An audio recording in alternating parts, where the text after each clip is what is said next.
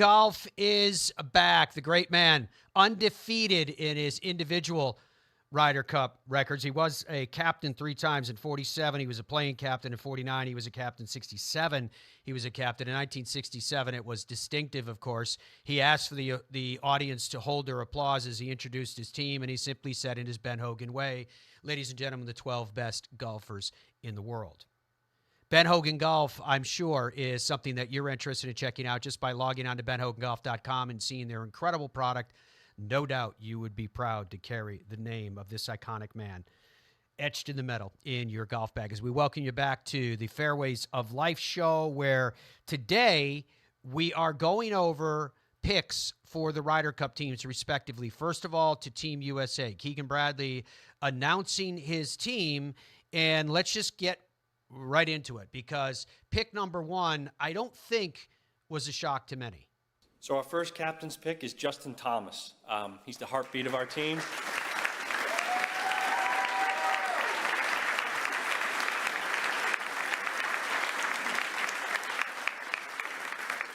Justin is the heartbeat of our team. He had an amazing win at RBC this year. He's the 5th ranked player in the world. This guy was born to play Ryder Cups, and specifically, I think, at Bethpage Black. You know, captain's done a great job of choosing the team, and also who's qualified is, you know, everybody is here for a reason. And, you know, I would tell anybody to just be themselves, especially the guys that have rounded out this team, and have either qualified or are being picked for a reason. And to just be ready when we get there and enjoy it, because it's going to be a pretty crazy, wild week. It's interesting because I was asked by someone about, well, what about the performance of Justin Thomas in Rome? That was a different Justin Thomas in 23 than we're seeing right now. He finished 7th in Ryder Cup points, and he was back and forth between he and Harris English on that automatic last pick. And this year he had a win. He had 8 top 10s. He's 6th in strokes game putting, 17th in strokes game putting, and 6th in strokes game total. And his last 5 events were most impressive, as is his impressive his record in the Ryder Cup, 7-4-2 overall. After that, now pick number 2 for Keegan Bradley. Second captain's pick is Collin Morikawa.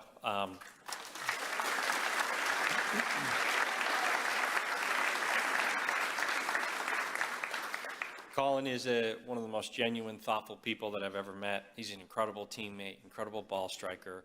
You know, his golf resume speaks for itself. But more importantly, he'll do whatever it takes to help our team win. And he brings so much to our team, and I'm really proud to have him.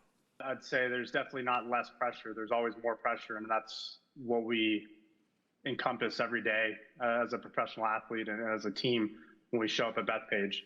But with that, we always talk about pressure being a privilege, and I think all 12 of us are going to be ready to step on that tee, and it's how we take that into our hands and look at pressure as something that we can overcome, and we're going to use that as a positive in our way. And obviously being at home is going to be as helpful as you could ask in any setting. So Collin Morikawa, by virtue of the year that he had last year, ended up 8th in points, in part because he was in these signature events, which have a higher purse, and a higher purse equates to more points in the current point system. I do think that's something that they may want to take a look at. His 2025 campaign was okay. 4 top 10s, and remember, when I show you some stats here, we're showing you the top 2 statistical categories out of many, many, many that we could have chosen. 3rd in strokes game approach. His ball striking with an iron in hand at the very least is sublime and always has been. He's 5th in driving accuracy. His last 5 events, okay, cut, and then you go tied for 22nd, tied for 33rd, tied for 19th. Remember, that's 70 and 50 and 30 in terms of field size, so you have to do a relative comparison in terms of where he finished. However, his experience is very good. He does have a winning Ryder Cup record. Okay, from there, the 3rd pick for Keegan Bradley was one of the rookies. Our 3rd captain's pick is Ben Griffin.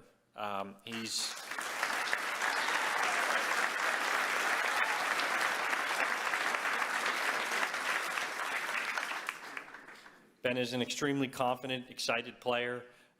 He's burst onto the scene this year with 10 top 10s, only second to Scotty on our team, including 2 wins, one at Colonial and one at Zurich, which plays the same format as the Ryder Cup. I'm really proud of this player for making this team. He had to show all year that he was playing at this level, and he was consistent the entire year, and we're really lucky to have him on this team. You know, going from a desk job to making my way back to the PGA Tour has been an incredible journey, and this year, you know, it's been kind of a breakthrough year for me, and I've just been working really hard and believing in myself, and I'm just really excited to be a part of this team and appreciate the belief not only from Keegan but also from the rest of the captains and other players that also believe in me, and I'm ready to work hard and fight for a lot of points at Bethpage. Perhaps some of you may be unaware of the fact that Ben Griffin at one point stepped away from the game, just didn't think that he had it in his heart and soul to be able to compete on the PGA Tour. And man, has he proven otherwise. In 2025, 2 wins, 10 top 10s. He's 7th strokes gained total, 22nd in strokes gained putting. And just his last 5 outings, look at those numbers, those last 4, tied for 11th, tied for 9th, tied for 12th, tied for 10th. Speak to his prowess and how well he's playing. His position is 9th in the final points, illustrates what I was saying earlier about Colin Morikawa, who didn't have a year that compares anywhere to the scale of Ben Griffin, but because Ben didn't start out in those signature events, he didn't get as many points. That's why I said we may want to take a look at that as we go down the road. All right, the next appointment for Captain Keegan Bradley was another rookie. Our 4th captain's pick is Cameron Young.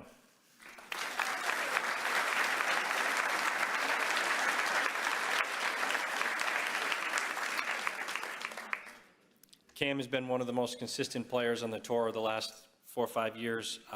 He broke through with that amazing win at the Wyndham Championship that he's been fighting so hard for. Watching him on Sunday with that big lead play like that was incredible. Cameron's a New Yorker. He won the New York State Open at Bethpage Black as an amateur, set the course record that day on Sunday with 64. Cameron pounds the golf ball, and he's putting it as good as he's ever putted in his career. He's had 9 top 12 finishes, which shows you how consistent he's been. You know, we're very proud to have a New Yorker on our team and represent his country at Bethpage Black.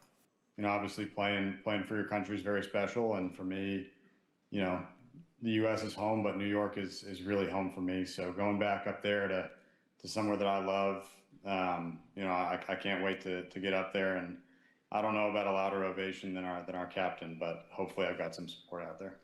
Cam Young definitely found something. Look at his last 5. And the reason why I have last 5 up there is I think a recent form matters. Okay, cut. And then he wins at the Wyndham. And since that time, 5th, 11th, tied for 4th. Are you kidding me? For Cam Young. His dad was a longtime head professional at Sleepy Hollow, which is in Westchester, which is in the Metro New York area. It's just north of the city, of course, this Ryder Cup being played out on Long Island. But look at those stats. Remember I told you we pulled the top 2? 6th in strokes gained putting. Very impressive in and of itself. Consider this, though. In 2024, in that category, he was 144th. And in 2023, he was 158th. Cam Young has found something indeed. Much will be said about his prowess off the tees and his power off the tees, but I do not think we can emphasize enough that which Keegan Bradley was talking about, and that is the fact that he is putting the very, very best that he has in a long time. The 2 more picks that we have left starts with this one, which I'd kind of put in the category of Justin Thomas, that if you believe that the team wants to have some stability and wants to have some experience, that I don't think you'll be surprised by this one. Our 5th captain's pick is Patrick Cantlay.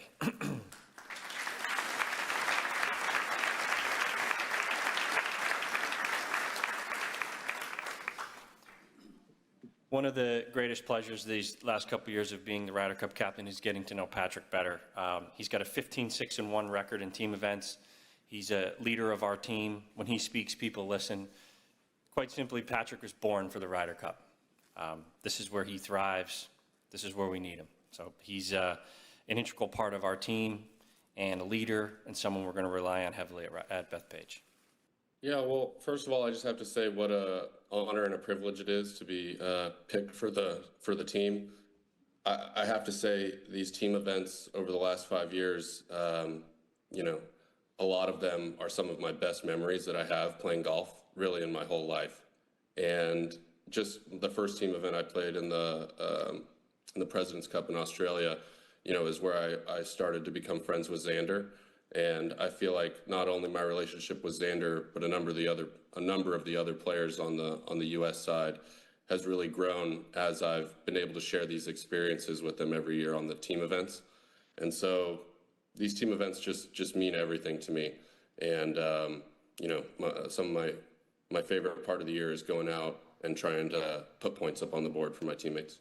All right, so Patrick Cantlay has made the team. Keegan Bradley talking about his placement on the team as a captain's pick was based in part by his leadership that he shows in the locker room. I thought that was interesting because last time that wasn't what we were hearing from the interaction with Patrick Cantlay in the locker room. But apparently all of that has been risen above by his experience and steady performance, which may not have been to the plateau that we've expected in the past from Patrick Cantlay, but it was good enough to get the captain's attention. And then finally the last pick by Keegan Bradley.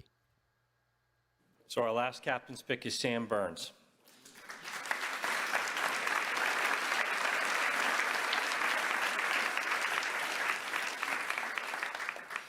Sam is an incredibly passionate golfer. He's the best putter on the planet. He has won the match play championship. He has an extreme competitive fire in his belly. I have a lot of respect for Sam and the way that he came on at the end of the season to make this team. His back was against the wall, and he played well every week to end the season. And I've been in that position, and that's some of the hardest times to play good golf is trying to make these Ryder Cup teams, and Sam did that. We'd love to have Sam on our side with that putter at Bethpage. I can't wait to see him out there in front of those fans. Plays with his heart on his sleeve, and people at Bethpage are going to love that. Yeah, I think, being on these teams, it's one of the highest honors you can achieve in this sport. And I think, kind of to Pat's point, it's been really, very cool to watch Keegan go about this process and the way he's handled it. It's been really special to watch, and I'm so privileged and honored to be a part of this team. It has been very much a part of the speculation, at least for the last few days, as to whether Sam, who was 16th in Ryder Cup points, would get selected for the team. But when you've got a guy that is first in strokes gained putting, it is very, very impressive indeed.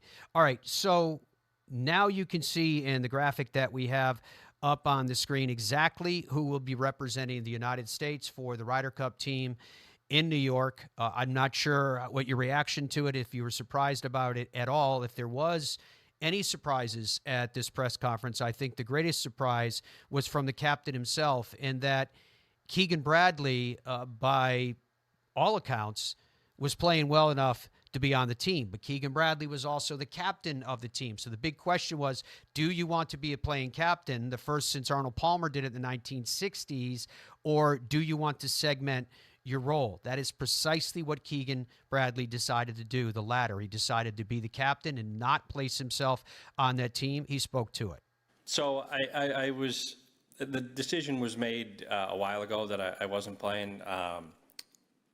The last 48 hours, we had the team set. We weren't scrambling at all. This was a really tough decision. I would say there was a point this year where I was playing a while ago, and all these guys stepped up in a major way and played their way onto this team. And that's something that I'm really proud of and something that I really wanted. But it was an extremely difficult decision, and, but one that I'm really happy with. I'm really happy with these 6 players, and I'm glad it's over. So Keegan Bradley deciding that he wants to focus solely on his role as captain of the United States Ryder Cup team.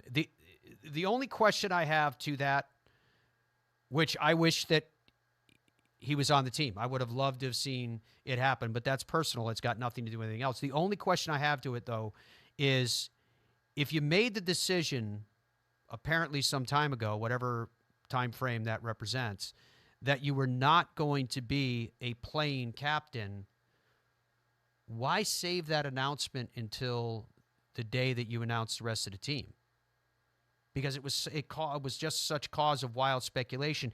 Is he already just a genius captain, and he knew that by leaving that question lingering, it would force the focus upon will he or won't he, instead of looking individually at the other players? In other words, diminishing the noise aside from that which he attracted to himself? Was it a marketing stunt because it causes a lot of attention therein? Those would be the question. Nobody asked him that, but I would be curious what the reason was for the timing of the announcement of what he intended to do relative to playing or being the captain. Speaking of the captain, Luke Donald has to complete his team on the European side so that the table will be fully set for the Ryder Cup at Bethpage Black. When we come back, we're going to bring in an expert to talk about the prospects and possibilities on that side so that we can get to the point of being ready.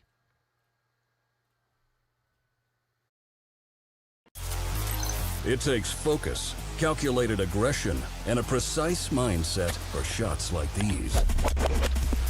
When the pressure builds, only the sharpest ball strikers survive. And Kurt Kitayama activated Weekend Warrior mode with a course record Saturday and a flurry of birdies Sunday.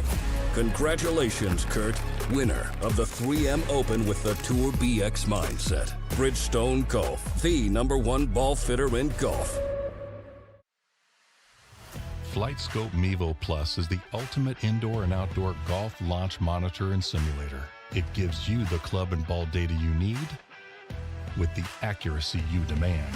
Mevo Plus comes with ownership of simulated golf courses for you to play and practice at home.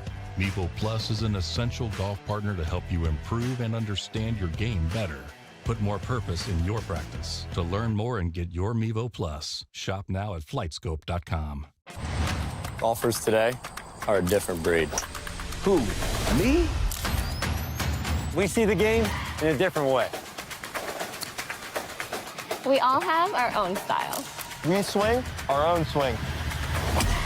We have one thing in common. We are all about the details. Introducing the Revel line of grips from Superstroke. With 3 distinct offerings to choose from, the Revel is in the details. Our journey began with a simple yet powerful vision to provide the world with the highest quality Virginia-type peanuts. The Hubbard Peanut Company, where quality and tradition meet to create an unforgettable experience. Visit hubspeanuts.com to explore our full range of products and place your order today.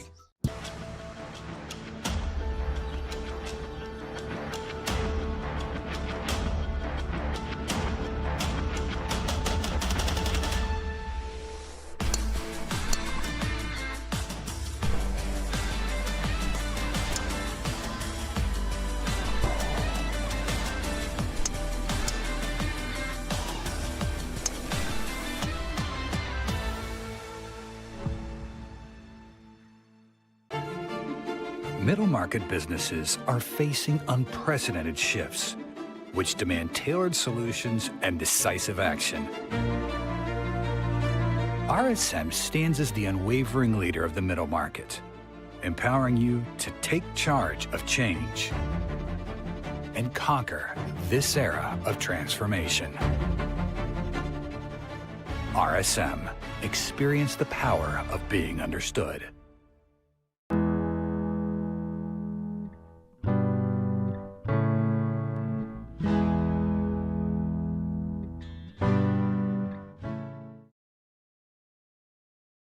As we welcome you back to the Fairways of Life show from wherever around the globe you are watching the show today, these are Newton golf shafts. Have you ever considered the fact that it may not be your club? Maybe it's not your driver. Maybe it's just the golf shaft. Newton Golf is connecting with golfers at all ability levels, from long drive champions to the best players in the world. It's absolutely killing it out there on the PGA Tour champions. It's because of their elongated bend profile. Players can feel the load at the top of their swing. Maybe that's the first time you've ever felt that in your golfing life. You can't play better with Newton golf shafts. There is nothing else like them made in the USA. Log on to newtongolfco.com. As we welcome you back again with this, the completed list of the United States Ryder Cup team. It is done.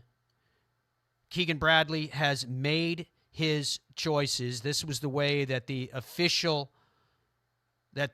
standings were before his picks. And then you see the names that are in all caps.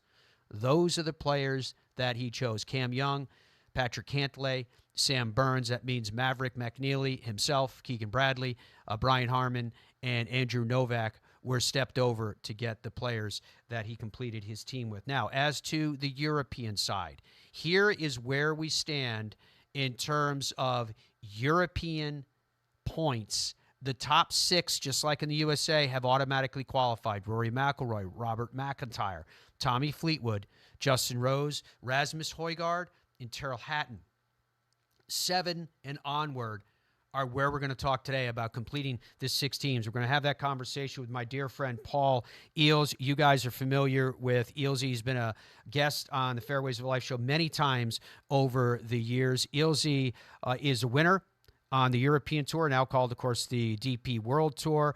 Eales also has played and won on the Legends Tour as part of the DP World Tour as well. He's a member of the board on the DP World Tour. I have broadcast with him all over the world and in all types of settings, platforms, and forums, and we're delighted to welcome him to the show. Eales, it's great to see you, my friend. Let's jump right into this. We've just talked about the top 6 on the European Ryder Cup team. Let's jump into number 7 and Shane Lowry. We put together graphics, and the graphics, Paul, that we have for you, if you wish, as a starting point, can kind of give you a macro sense of how these respective players are doing. So when we talk about Shane Lowry, here's a player. He missed automatic qualifying by less than 4 points, but he's only picked up 2.5 points from 6 Ryder Cup matches, and there you can kind of see the performance that he had through the course of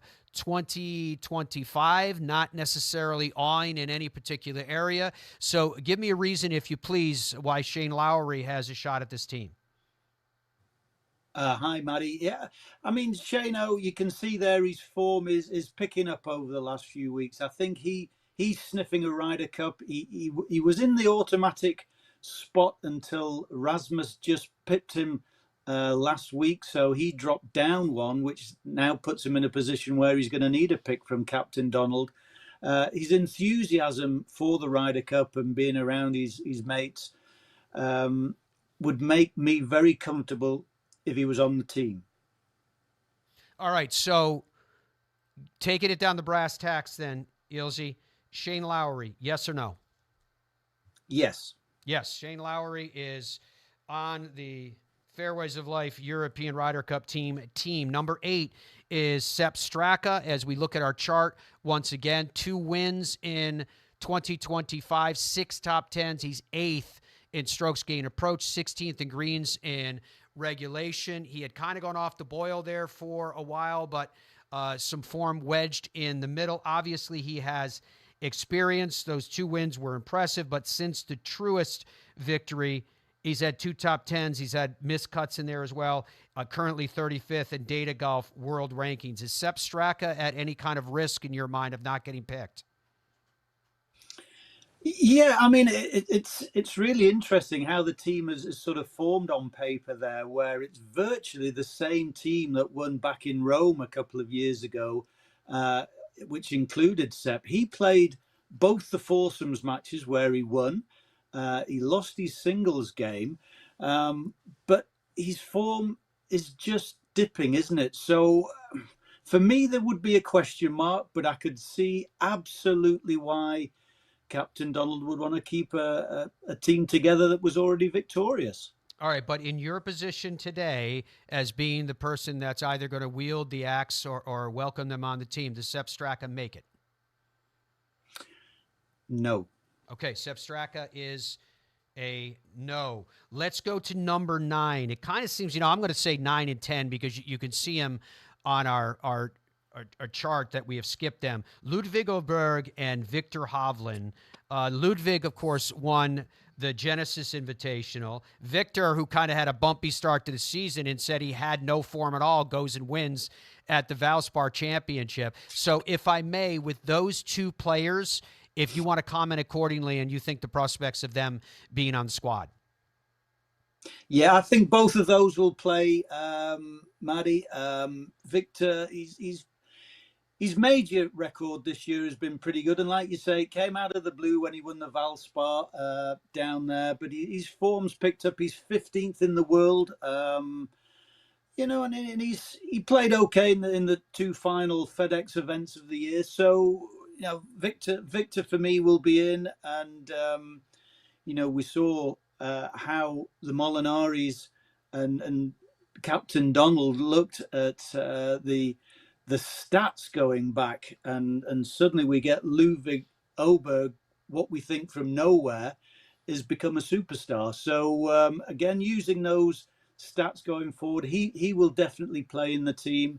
And we had that crunching win, didn't he, over, what was it, Scheffler and Koepka? I think you covered that game, didn't you, for Oh, it was radio? massive. Goes with it, too. Yeah, it's like the greatest defeat in the history of the Ryder Cup that those two doled out. So we now have, ladies and gentlemen, the following. Shane Lowry, yes. Ludwig Oberg, yes. Victor Hovland, yes. From our expert, Paul Eales. So that means that we only have 3 spots left. We go back to the graphic again. And when you go back to the graphic of where we just were, Ealesy, I'm going to throw another name at you that's not on the graphic.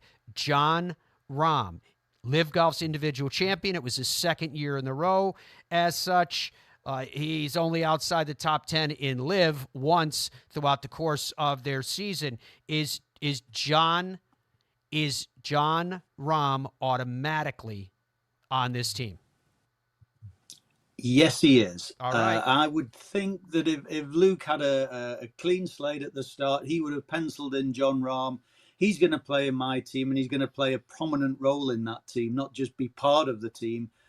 Jon Rahm will play, and I suspect that will be at the expense of the guy that's in number 12, which is Matt Wallace at the moment. Okay, so yeah, let's pick that up. Let's go back to our graphics and find out where we stand, because folks, in what you're hearing us go through here, there are only 2 spots left. You've got some big names as well. Matt Fitzpatrick is 11th. Matt Wallace is 12th. Let's talk about those 2 before we go on to other possibilities. Yeah, Matt Wallace, it's clear he's let everybody know how much it would mean to him to be on the Ryder Cup team. He's actually his cover for his yardage book is a Ryder Cup cover. So he has that with him every single time he looks at a golf shot and pulls a yardage book out. That's the Ryder Cup. That's how much it means to him to be on. But I just don't think he's done enough over the last few weeks or so. He's tried desperately hard, came back. He hasn't played. He's tried to mix both PGA Tour, DP World Tour events. Not been easy for him.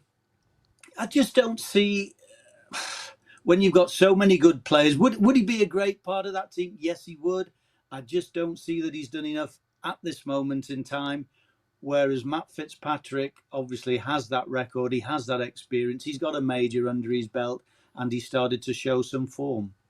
Yeah, Matt Fitzpatrick tied it for 8th at the PGA Championship. He's been on Ryder Cup teams in 16 and 21 and 23, but only 1 point has he garnered in those 8 matches. Is it about the ascent, Ealesy? Is he a definite lock in your mind? I think Fitzy is a definite lock, yeah, particularly the way that his form's recovered. Obviously he parted ways with his coach, he parted ways with caddy Billy Foster. He's got a new team together, he's working well, and his results are proving that things are working for him at the moment in time. So if you look, as you said before, you look at current form coming in. I know we're a little ways away from the Ryder Cup matches at the end of September at the moment, but he's trending in the right direction. All right, so we now have, through our expert Paul Eales, 5 of the 6 European Ryder Cup spots filled, and it leaves us with 13th, 14th, and then we skipped over to 17th and 18th in terms of additional picks. So, Ealesy, choose your last. Okay, well, you can make a great case for Marco, for Harry Hall, for Nikolai. Obviously, he played on the last team in Rome. He's a winning Ryder Cup player. He finished second last week out at the British Masters. He's played on a junior Ryder Cup team with his brother Rasmus. Wouldn't that be pretty cool if he played alongside? Personally, I don't think he's going to get the pick, but it wouldn't surprise me if he did. Harry Hall has played some superb golf on the PGA Tour this year. Again, has he done enough? Probably not. So my surprise, if it is a surprise, would be Marco Penge. He's currently second on the race to Dubai, and he has history of making putts and winning tournaments when he needs to. He's only there's two-time winners on the DP World Tour this year. One is Marco Penge, the other's Rory McIlroy. So he's right up there with Rory. He sits number 2 behind him at the moment. Go back to when he played on the Hotel Planner Tour, which is the secondary tour to the DP World Tour. He won twice to get on there. He had to win the Tour Champs. He did that. Gets onto the DP World Tour. The very last event, counting event for him, he was in 110th position, which kept a card for the next season. He birdied the final hole to finish in 1-1-0. He knows how to perform to keep a card. And then, of course, he goes through this year. He wins a couple of times. He held off Rasmus in Denmark to win his second event there, having won earlier on in the year in China. He hits at prodigious distances, averages through 320 yards. So he would be a perfect fit for the monster that is Bethpage. So to me, the up-and-coming star, and you'll see him on the PGA Tour next year. He's going to get one of the 10 cards from DP World Tour. He'll be playing over there, and he'll be a huge addition. He's a great young guy, new father, and I think, and I hope that he will be on the European team to go to New York. Powerhouse pick by Paul Eales. The Fairways of Life European squad, by virtue of his expertise, is thus complete. Let's show you the graphic of exactly how the teams have settled out. In fact, you know what? Hold that thought, because we're going to get to it right after we come back.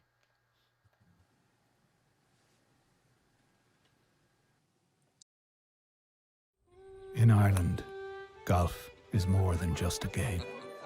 Come and experience our world-famous links courses and our world-famous parkland courses, all set alongside world-famous scenery.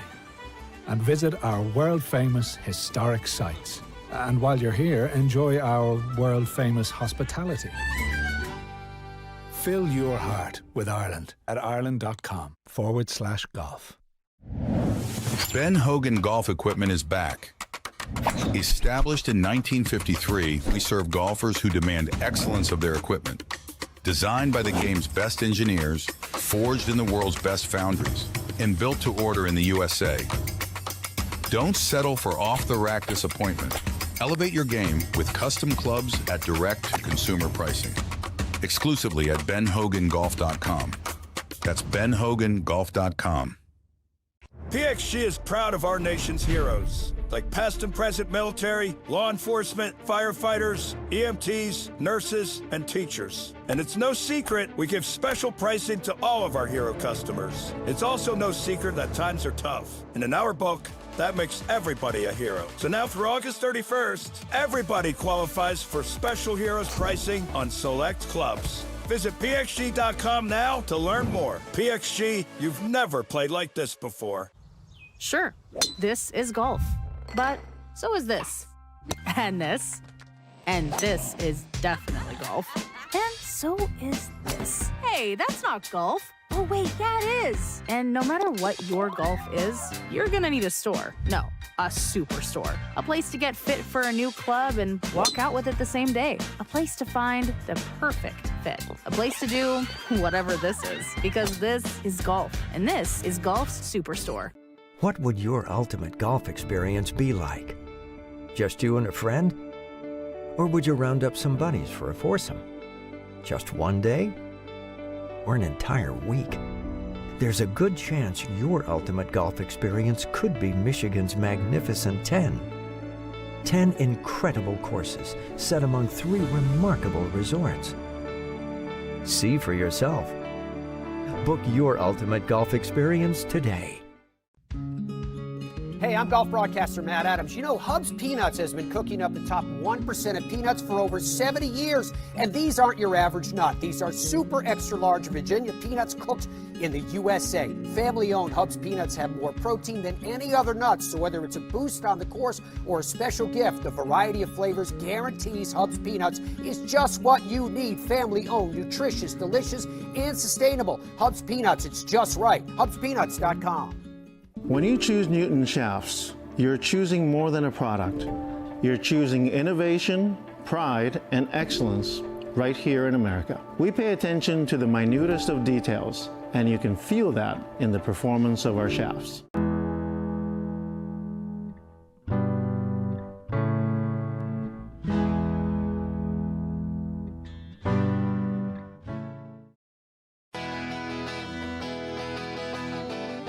As we welcome you back to the Fairways of Life show. Okay, on the left side of your screen, that is the United States Ryder Cup team. Scotty Scheffler, J.J. Spaun, Xander Schauffele, Russell Henley, Harris English, and Bryson DeChambeau. We put the little dotted line there. Very soon you won't see that anymore. Those were the top 6 that automatically qualified. But then the picks were made just a short time ago by Captain Keegan Bradley, Justin Thomas, Colin Morikawa, Ben Griffin, Cam Young, Patrick Cantlay, Sam Burns. The FOL Euro Ryder Cup team is by virtue of the expertise of our guest and my dear friend Paul Eales.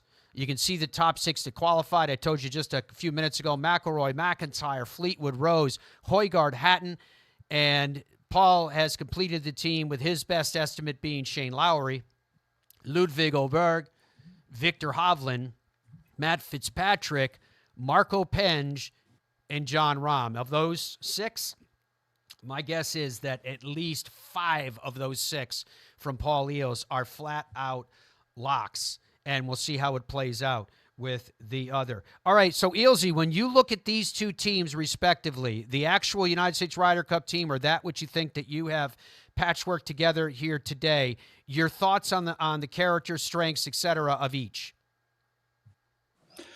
Well, you know, Matt, the American team always looks so strong on paper, but that old saying, you don't win a game of golf on paper, it's won on the golf course. You know, it's going to be close. I hope it's going to be close because there's nothing more exciting in the game of golf than a Ryder Cup. In my opinion, it's the championship or the tournament that we look forward to every 2 years. The American side, as always, is so strong. It will be interesting to see what Captain Bradley does in terms of pairings. Foursome seems to be a one where the European team just has a little advantage at the moment. Certainly they did in the opening set of matches in Rome. And I do believe there's a stat going around somewhere that first morning matches dictates who's going to go on and win the Ryder Cup. So equally matched, it's going to come down to the singles. I don't foresee we're going to have a huge spread one way or the other. I think it's going to be a really, really interesting singles matchup, and how these two great captains put the teams together, and certainly the pairings on that final day. That's always interesting as well. So there's the stories to be had all the way through, and I just cannot wait for it to start. So excited. No doubt. No doubt about that. As you're looking at your television screen, you're seeing the video that Andrew is playing of Bethpage Black. You talked about what a monster this golf course is from tee to green and more. What are your general thoughts? What do you feel that the thoughts are from the European side of this venue as the host of this Ryder Cup? Well, it's not like it used to be in the olden days, Matt, where mainly the European team played in Europe. I mean, most of those players that we've seen up on the screen there are based on the PGA Tour. So they're used to setups over there. They're used to the speed of the greens. They're used to playing massively long golf courses. Probably not so much in hostile crowds, but they'll be expecting that coming forward now. The chants of USA, USA, we'll hear that. They'll hear it all the time. They may even have that on the headphones now as they're preparing and going round. It'll be a hostile welcome for them, but they'll be used to that. And of course, once you get into the playing of it, I'm sure the crowds will be respectful for both sides. And in terms of how far everybody hits the golf ball, you know, the only one that I looked in the teams that he has missed out was Brian Harmon. He would have been the only one of those players that were in contention that was probably short, that may well have struggled round there. But having said that, we've seen great players in the past. Corey Pavin springs to mind, hitting that final wooden shot into Shinnecock, was it, to win the US Open? So it's not purely length, but it's a huge advantage on this golf course that will be set up to its fullest length. I'm absolutely sure Captain Bradley's going to stretch this as far as he can. With your experience, Eales, how much does being a rookie at the Ryder Cup, you know where I'm going with this, how much is that a real concern? Or given the fact that all these players have such deep experience on the world stage of golf, I'm not saying that it's not different at a Ryder Cup. I get that. But how much do we tend to overplay the idea that a player's a rookie and therefore subject to being consumed by circumstance? I don't think we can overplay that, Matt. As you see, most of the captains will try and play all their players on the first day. That seems to be the trend now. You know, they've earned the right to be there. Let's not sit on the bench. We saw that with Mark James back in, was it Brookline, going way back, where I don't think he played two of the players, Jean van der Velde maybe and Jarmo Sandlin, until the singles, which ended up being a negative for the European team. So yes, there'll be, even the most experienced players tell you they're going to be nervous. So why wouldn't a rookie be? But they'll have good arms around the shoulders, and the pairings will be right. They'll feel as comfortable as they can possibly be. And then who knows what happens on the day. We know this game of golf, it's so fickle, isn't it? So even the greats can have the whoopsies. You know, Eales, you talked about, you called them a hostile crowd in terms of players getting mentally prepared from the European side for what they're going to be facing. But there has been a massive amount of talk, at least on the U.S. side, about the role of the galleries at New York because of how they have conducted themselves in the past, the general passion that a New York sports crowd has for their teams, et cetera, et cetera. How much is that a talking point on the European side? I get that you told us that they're already preparing for it and getting ready for it, but how much is that something that's I don't even know how to phrase it, to tell you the truth, Eales. If I phrase it, say, is it weighing on their mind in terms of what role the 13th man on the United States Ryder Cup team, that being the gallery at New York, might play? Yeah, I'm sure Luke Donald will have discussed this not only with his vice captains, but from all the players that he's spoken to and played with. Do you realise what you're going to go to? Particularly some of the rookies, it may be a shock for them. It may excite them. Who knows how people will respond. We remember, was it Bubba Watson that really ramped the crowd up on that first tee? He didn't want silence. He wanted noise all the time. Mm-hmm. So once you've got all that noise going on, it just becomes a cacophony of sound. And it's the moments of silence that are punctured by that outburst of get in the hole or whatever it may be that can put a player off. So I'm sure all these players, they're well experienced, they're all winners, they know what to do, but how can you prepare for something like a New York sports crowd? I don't know. But Luke Donald's been there, and he'll be telling the guys. You know, Thomas Bjorn's been there. He'll get them rallied round. So there's enough experience within the European backroom staff to just let the guys know. And then, of course, they've got the practice days. So things will be pretty hostile in practice days, but nothing like that first morning on the first tee of a Ryder Cup. Golf doesn't see anything like that. This is just an unbelievable experience. It is, Grant. It's so much fun, and there's such energy. The air is electric with the way it plays itself out, regardless of which side of the pond the Ryder Cup is taking place. While relative, obviously still connected to our Ryder Cup conversation, but I think it's broader than that. Earlier in the show, I'm not sure when you hooked up with us today, Paul, but we were talking extensively about Tommy Fleetwood. And I posed the question, when you look at the most popular players in the game of golf, and you could shrug your shoulders at that and go, okay, what does that even mean? I think it is important because it's important in terms of the growth of the game, fan engagement, et cetera, et cetera.